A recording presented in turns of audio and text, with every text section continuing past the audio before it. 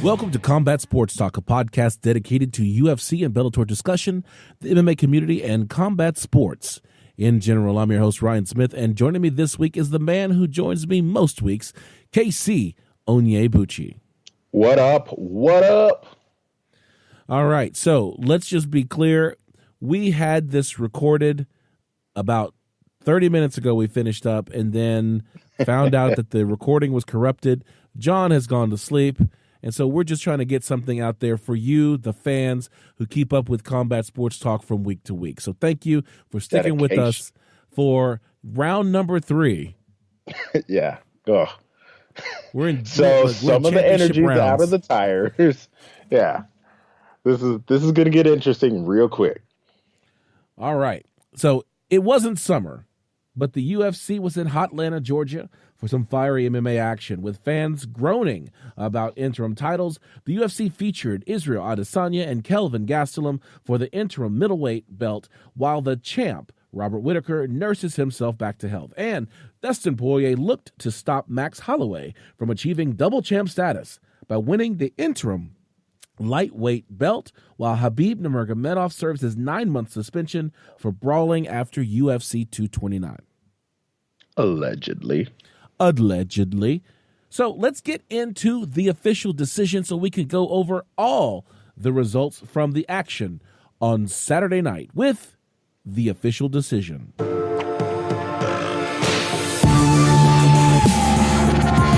official decision.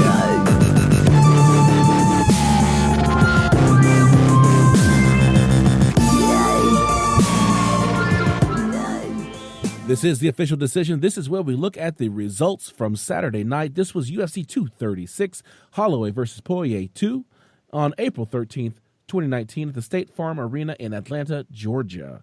There were 5 fights on the card. The first fight of the night was Nikita Krylov, who defeated Ovent St. Preux, OSP, via submission. Your dude. That's round 2. Like, I know we were going to speed through this, but I just got to call out that this is your dude, and he's kind of trash. Well, you know, the sad thing is that he is kind of now, he was at number 12 when he lost this fight. Now he's going to fall out of the top 15. He should. And to think that he was one fight away at one point from contending for the title. So He's hard to watch because you don't know what version of OSP is going to show up, but usually it's a slow starter, lazy fight style. And not to hate on him because he does something that I could never do, but his fight style is just not conducive to producing lots of wins. Well, the thing is that Nikita Krylov is a fighter that he submitted. This is a rematch, and specialty submission. Yeah, this was a Von Flue choke, which is he has kind of become the guy who does that choke. That's his signature submission. And while Nikita didn't put it back on him, he did get him in I believe, a rear naked choke to finish this thing off. In the next fight, Dwight Grant defeated Alain Jubin via. You clearly took French class because that was magnifique. Merci beaucoup, monsieur. D'accord. Defeated him via unanimous decision. Alain was very, very upset. Perturbed, to say the least. Yes, it was not one of those things where he did not believe he lost. The judges, on the other hand, it's the old adage. You don't leave it in the judge's hands. So it's kind of your fault when you don't win a decision. Yeah, I just wonder if they gave him a belt and a trophy to go and take home with him after he lost that fight on the judges' scorecard. Ah, well. Oh, I see what you did, and I hate you. Oh, so that's how we're going to play this.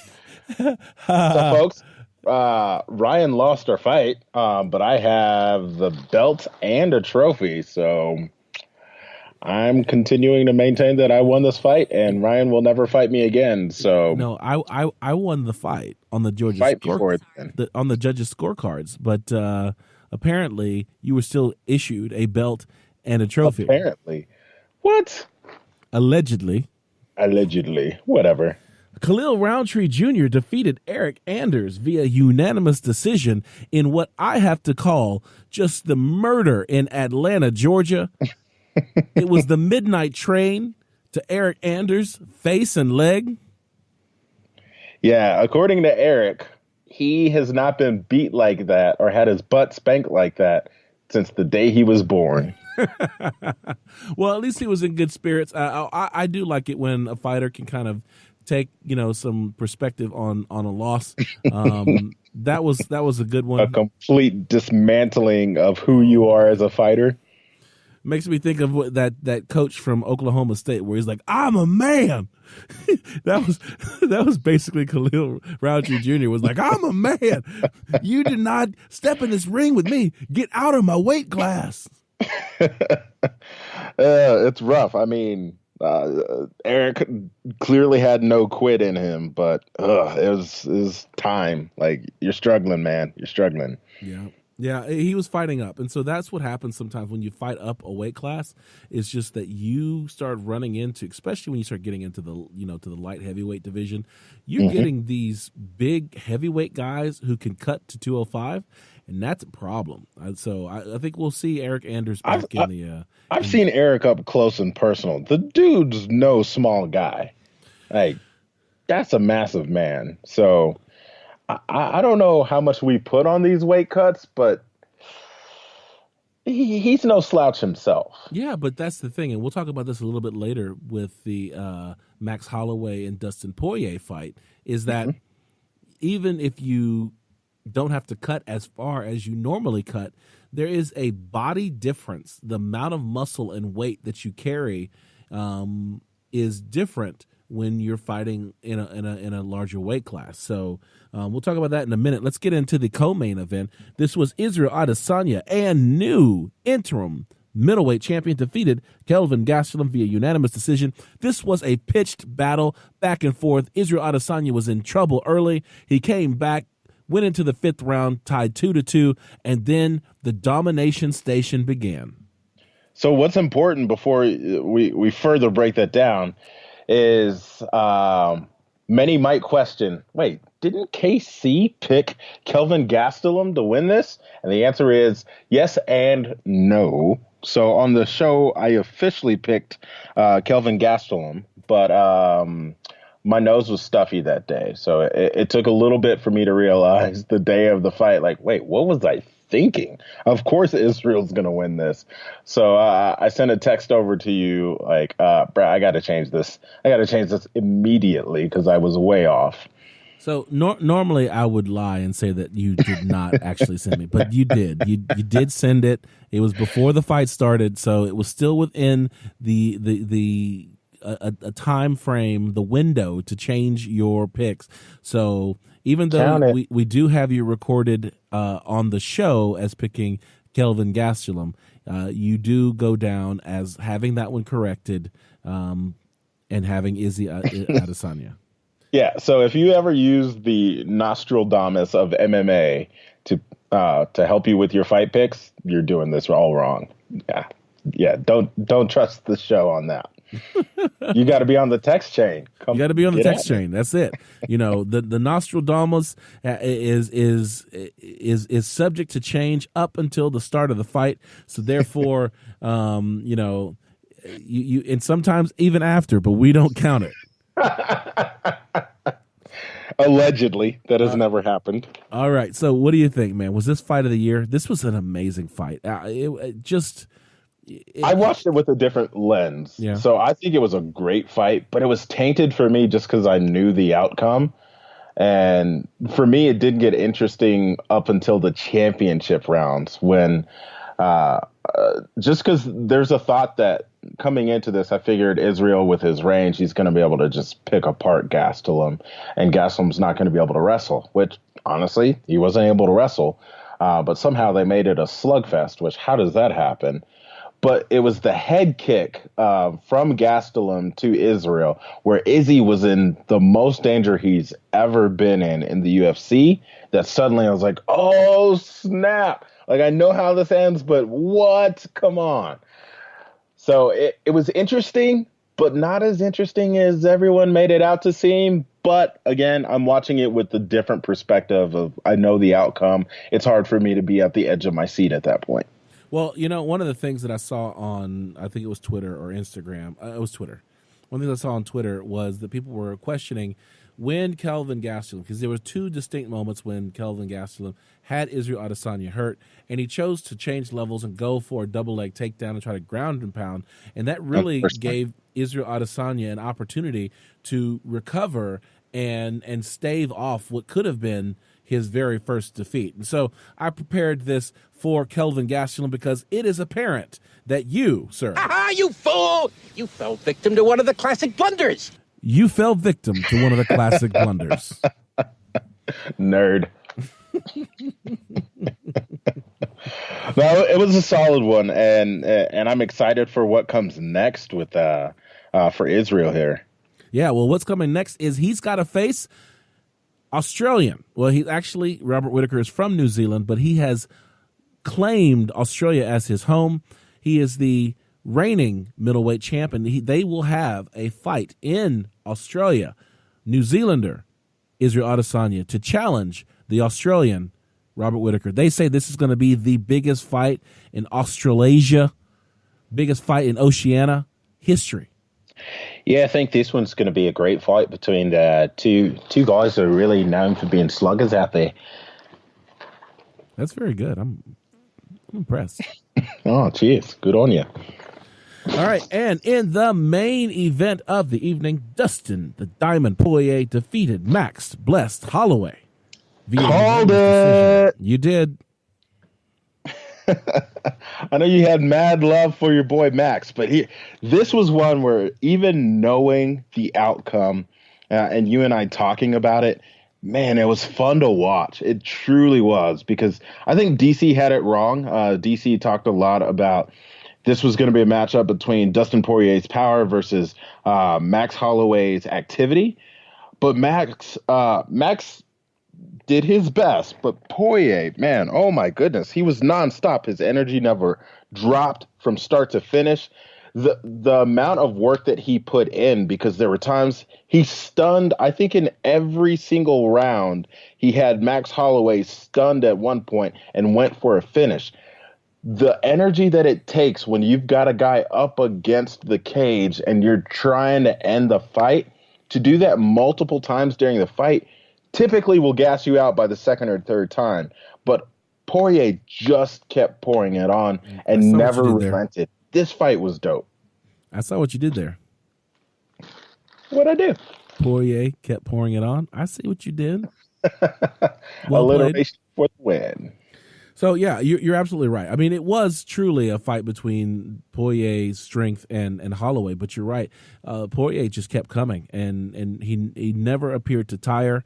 And when you put that relentless pressure on someone who can't contend with your power, this is what you get. Max Holloway, for as much as he stayed in the pocket and tried to fight, he just could not get a foothold. It was interesting. Khabib Nurmagomedov actually tweeted that he had this fight a draw. I don't know what Khabib was looking at, but no chance. There's no chance. What? Like, this fight was, for me, watching this fight, I knew Poirier was going to win, barring any type of sudden mistake or whatever. I knew Poirier was going to win in the first round. Like, you could just see that this was his fight to win. So I got two questions for you. The first one is, was this a better fight than Israel Adesanya and Kelvin Gastellum? I think it was, personally. I just do, because okay. No, I got to take it back. So I want to say yes, just because I think the personal side of me loves Dustin Poirier. I love his story, and I felt like it was definitely his time. But legitimately, I think you might have to give it to Israel, because the dude battled back from adversity. Yeah, and he made it a point to actually talk about that and how much he battled back from adversity. For me, like I said before, I knew that Poirier was going to win in the first round once I saw how much power he had and how many times Holloway touched him and it just didn't faze him. I was like, oh, this is not going to work out. Whereas the other one, it could have been anybody's fight coming into the fifth round. And just to see the resilience and just to see how, the only other time that I saw a championship round, fifth round, just get dominated for that belt was when John Jones came back, stormed back to beat Alexander Gustafsson. If you Mauler. haven't seen that 5th round with that fight made the difference. Same thing with Israel Adesanya, but we're going to get back to the similarities and really what happens when two of the, really the rising stars and the biggest fighters in the UFC start getting in each other's airspace. So we'll get there in a second. But the last thing is, how do you feel about this Dustin Poirier Khabib Nurmagomedov fight? This is a beautiful matchup. So Dustin showed his ability to just go and go and go and go. He's got this power and accuracy. Oh my goodness, his boxing skills are he's just getting so much better, especially since if you look back at his fight with Conor McGregor when Conor clips him behind the ear. That's not even the same Dustin Poirier anymore. This dude has transcended that. So with as much time as he's got between now and his potential fight with Khabib, sorry, I think his big thing fighting against Khabib will be being able to stay calm once Khabib takes you down and walks you up against the wall. If you can stay calm in that and don't fight and don't panic in that like most fighters do, I think that becomes the difference maker, and it makes a really, really close fight. And stylistically, this is just going to be fun. I completely agree with you 100%. This is a fight that is absolutely worth watching, and I can't wait to see it happen. That's it for the official decision. Let's get into the segment where we look at the headlines that are making waves in the UFC world. This is Finding the Angles.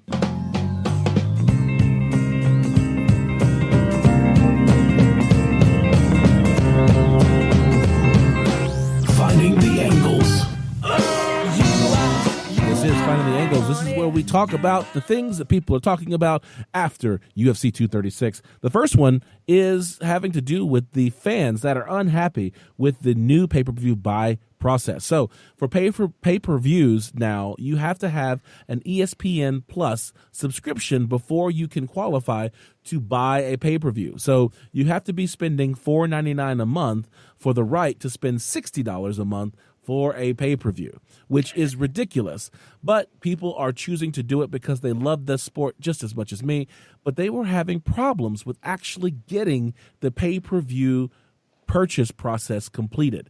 Now, BC, did you have that problem? You were one of them. Yeah, I was definitely one of these guys who I've got 2 ESPN Plus accounts, and neither of them worked for me. I tried multiple times, and then it's rough. So this is why I ended up having to watch these ones afterwards and knowing the outcome. So it kind of taints the experience. There's something about going along the journey and the excitement of not knowing who's going to win. So I felt a little bit robbed of that, to be honest. But I mean, I'm a tech guy, so I was a bit discouraged. Like, all right, so I know technology. I know how AS numbers work. I know the backbone of the internet. How can I not figure out how to get this ESPN Plus app to work? And so I took to Twitter, and I was clearly not the only one who just not just mad that you could buying this cost so much money, but that it just didn't work. Like, as soon as you get over the mental hurdle of, oh gosh, now I got to buy this pay-per-view, then it just doesn't work. Come on, folks, get your life together. Yeah, so adding to the frustration, other fighters, Tim Kennedy, former UFC fighter, Michael Bisping, Hall of Famer. And he just couldn't see it, that's all. Yeah, it was like, open your other eye. And Frankie Edgar, former champ, The Answer, also had trouble. But I think they got him squared away. I saw some subsequent emails where he was like, yeah, thank you so much. And he watched the fight. So maybe I just got to win a belt first, and then they'll fix my ESPN Plus. Either that, or he went to a bar.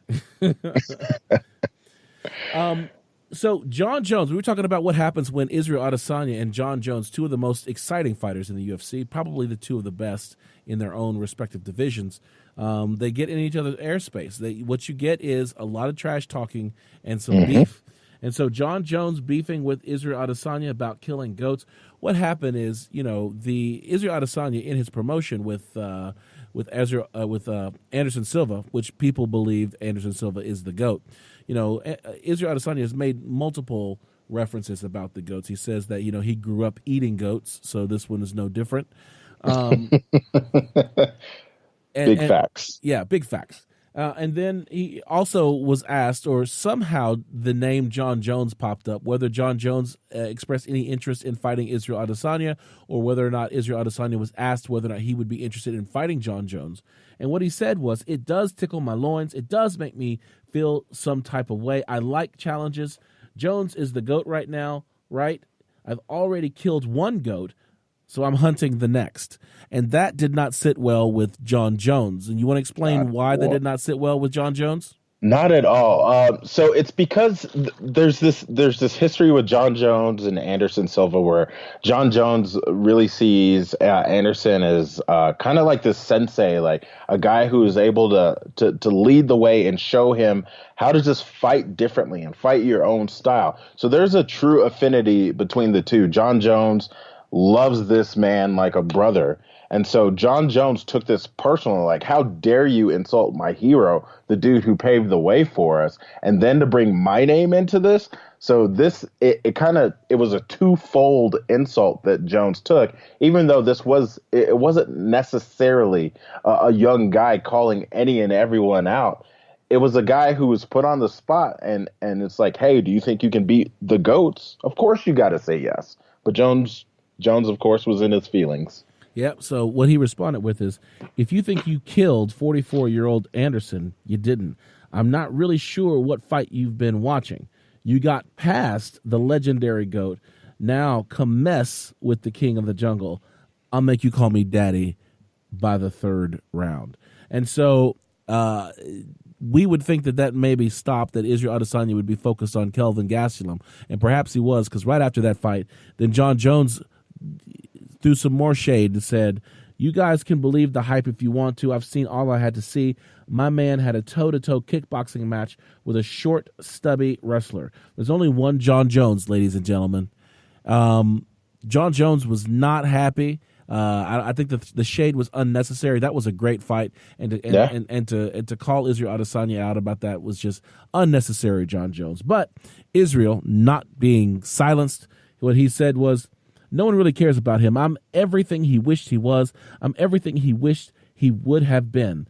He's like, ooh, I want to thank God. And meanwhile, he's in the back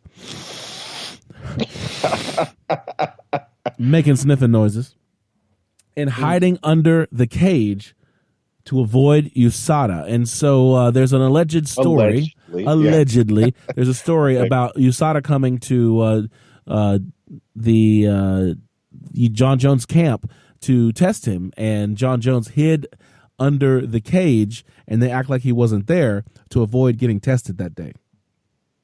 Not a good look. It's not a good look. Israel Adesanya kept going. He said, John Jones literally reminds me of what I've hated most in life, bullies. I don't like bullies. I detest bullies.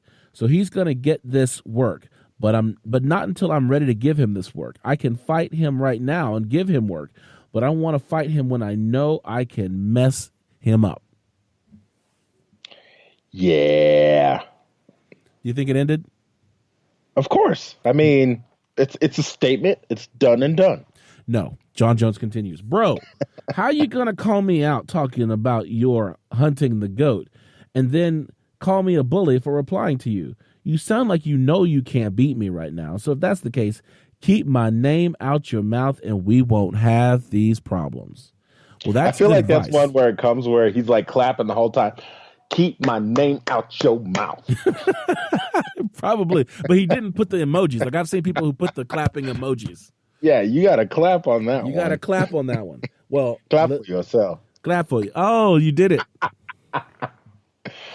Shout out to all my Nigerian peoples out there. Yeah, Kamaru knows what I'm talking about.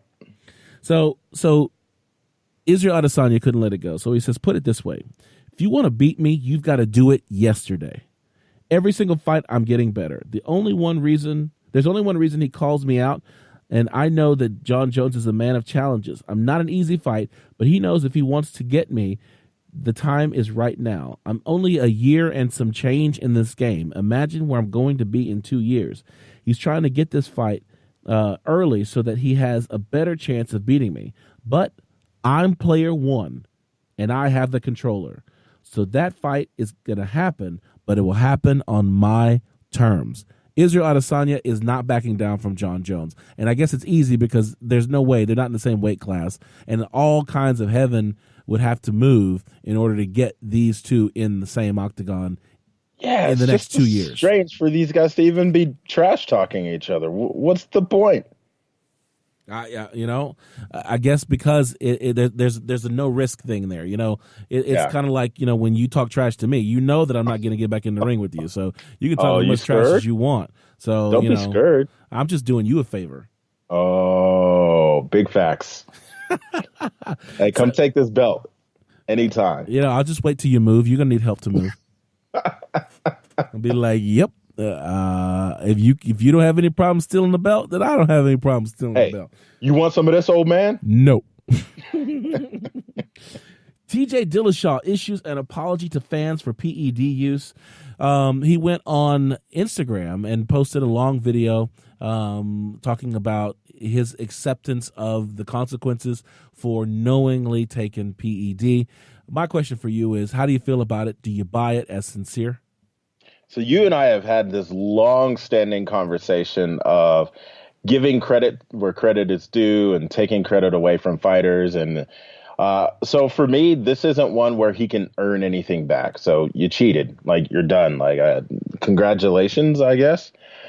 But I will say it was ridiculously refreshing for a fighter to finally come out and not say, oh, well, something happened and it was a tainted supplement, or I ate the wrong beef, or just these outlandish claims where you're insulting our intelligence. Like, come on, you took drugs. It happens.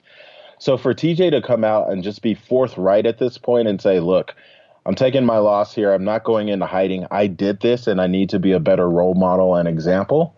That was refreshing. Do I respect him more? No, not at all. You made this mistake. However, man, I just can truly appreciate the notion of a fighter being able to take his loss and not come up with an excuse. Well, the one thing is he got suspended for 2 years. People are yelling for a year. I mean, not for a year, for a lifetime ban. And I'm like, no, there are rules. There are punishments. It's all been lined out. He didn't do anything worse than anybody else has done from a PED perspective. And at least, like you said, he acknowledged it. He didn't fight it. He wasn't trying to spin it in a certain way. So let the man serve his 2 years. We'll see him in 2 years. He's still got a lot of career. Hopefully, he won't be like John Jones and have the metabolites that are pulsing.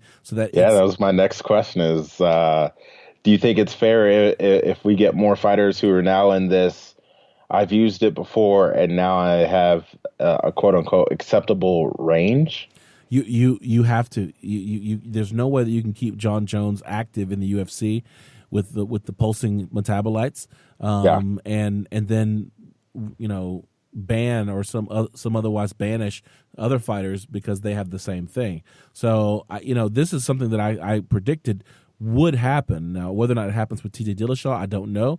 But I predicted that if John Jones continues to be allowed to fight with the pulsing picograms, if you will, then other fighters have a motivation to try to get whatever, even if it has zero advantage, to get that, to achieve that, because it's an edge, however small it can be.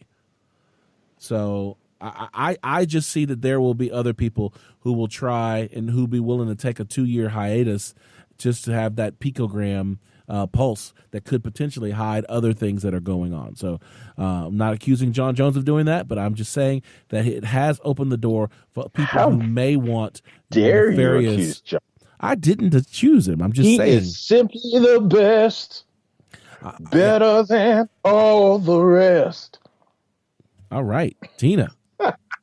No, I'm just saying that his unfortunate situation that is outside of his control has potentially created motivation for other nefarious people who might want to use the picograms in their own bodies to mask other illicit substances.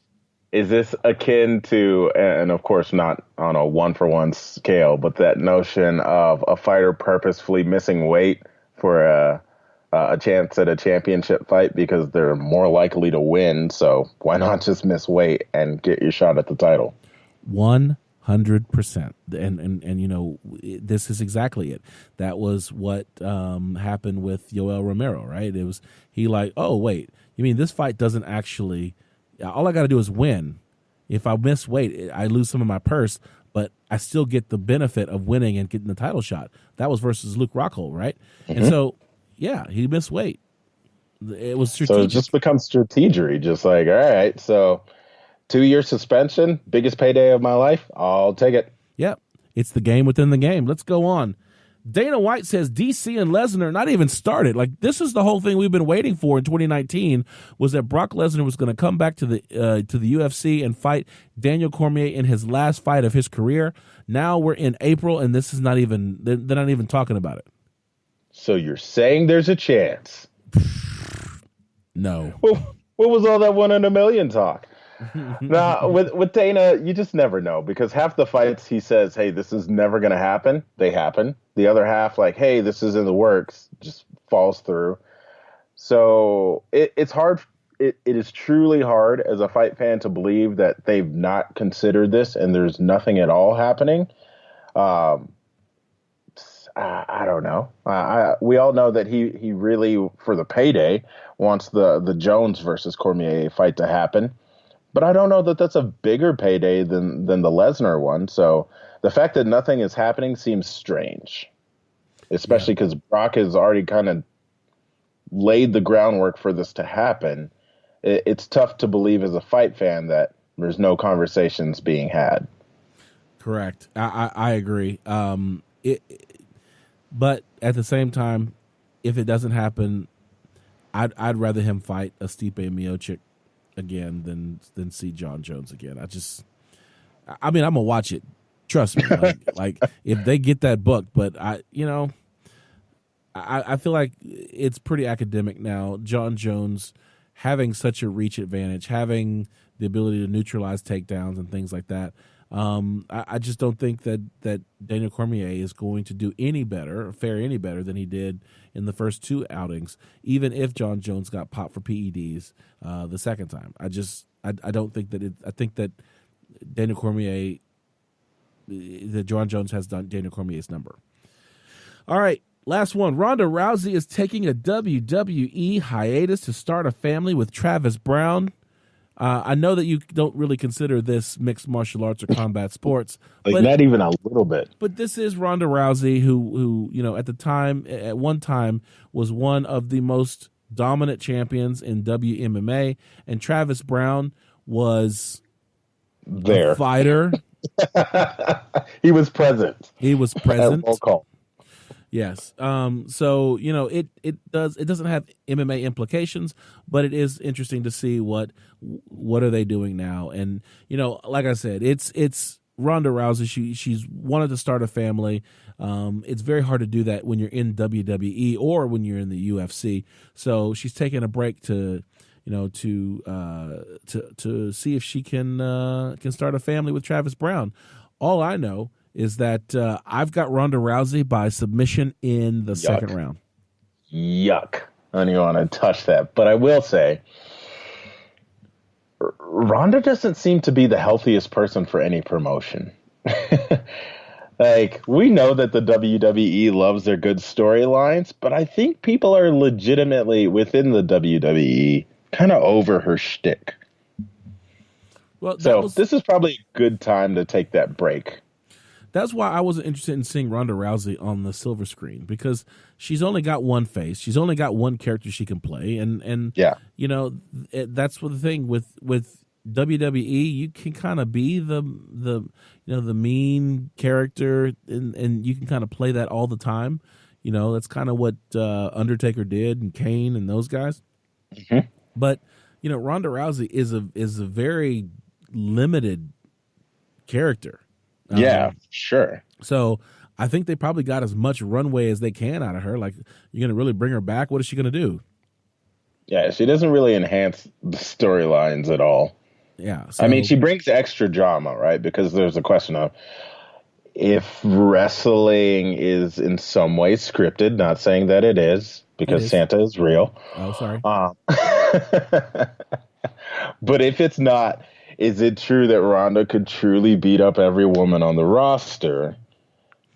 I think that has been both intriguing and just poisons the storyline, because it's like, all right, so yeah, you can fight, but what else do you bring? So I've got some friends who are professional wrestlers, and my undergrad, Missouri Valley College, has produced quite a few professional wrestlers. And the road that it takes there, it's not just being an athletic specimen. Like, you've got to be a well-rounded entertainer. And Ronda never cultivated the ability to captivate a crowd. Right. She does not have a rapport with the crowd. I mean, they cheer for her because she's Ronda Rousey, but at this point, you can't just live on that name the whole time.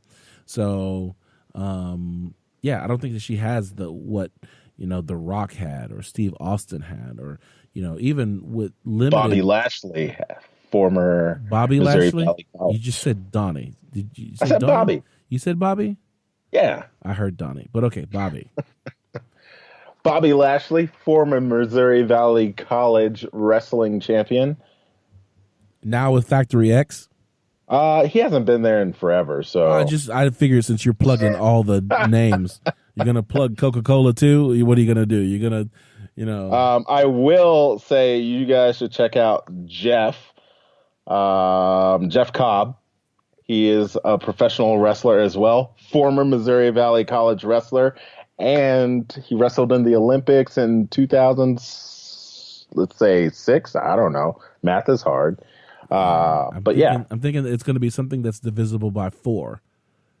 Look, I may be an engineer. 2000, 2004, maybe 2008. One of those. Or did he wrestle in the Winter Olympics? Because that could have happened. I don't like this anymore. This is stupid. All right. I try to be nice and throw out friends. So, Chelsea, you're never going to make it onto the show. Sorry. All right, and she just did. It's the fight card. Let's get into the fights that are coming up this weekend with my favorite segment, the fight card.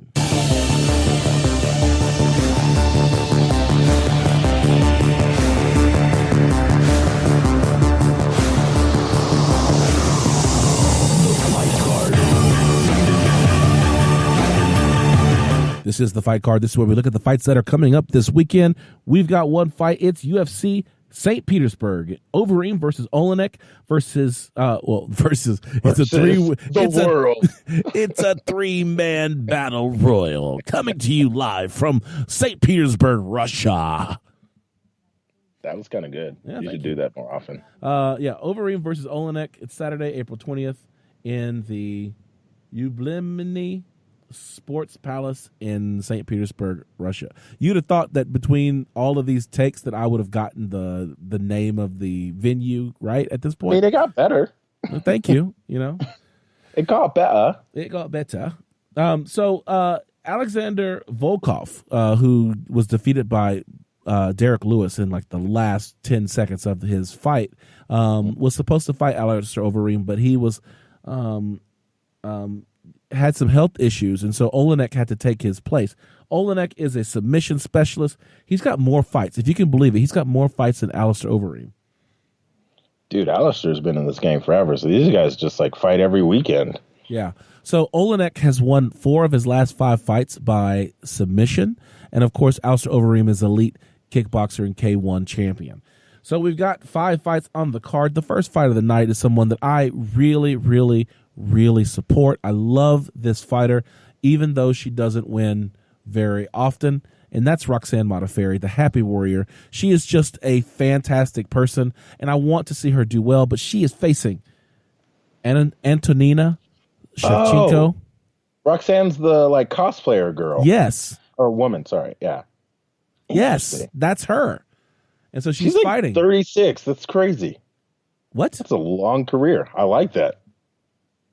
Oh, yeah. She's got a lot of fights. She's kind of one of, when you start thinking about, going back to the Gina Carano days and the early days of Chris Cyborg, Roxanne Modafferi is not far behind those guys. Like, she's been in this game a long time, cultivating her skill.